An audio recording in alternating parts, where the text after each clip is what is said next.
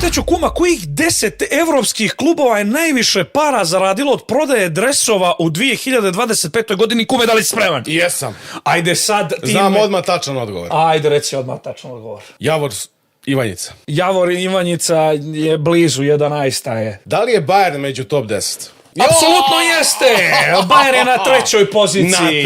Na trećoj poziciji. Da vidimo i da li je Arsenal uspeo da isprati taj hype zajedno sa rezultatima i u prodaji dresova. Apsolutno jeste i on je u top 5. Nemoj da pričaš, bravo bre, ja. Top je, kreće. Kaži mi, Manchester City mora biti tu negde, možda, da, ne? Nažalost, slagao sam te malo prije da je Javor 11. zato što je City 11. Onda može biti Javor. Građani ne kupuju često dresove.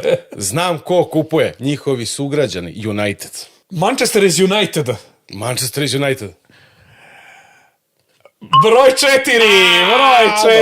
4. Dobro. Možda nekad ne ide najbolje, apsolutno nije ni bilo dobro, ali evo ih, tu su. Evo ga, onaj brat zarasto ko govno u travi.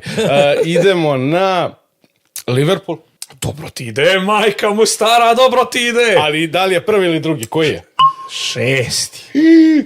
Moramo da popravimo to, crveni. Ponekad ćete hodati sami. Naravno, Real Madrid. Pa bilo bi strašno da Real Madrid nije na toj listi.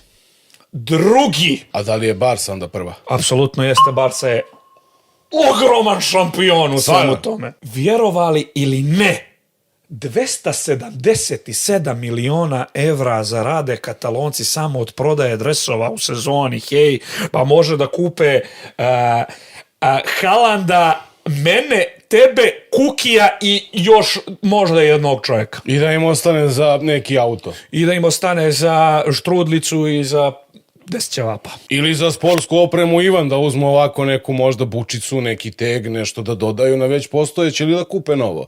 Posjetite njihov Instagram, evo vam ovde, tu negde stoji.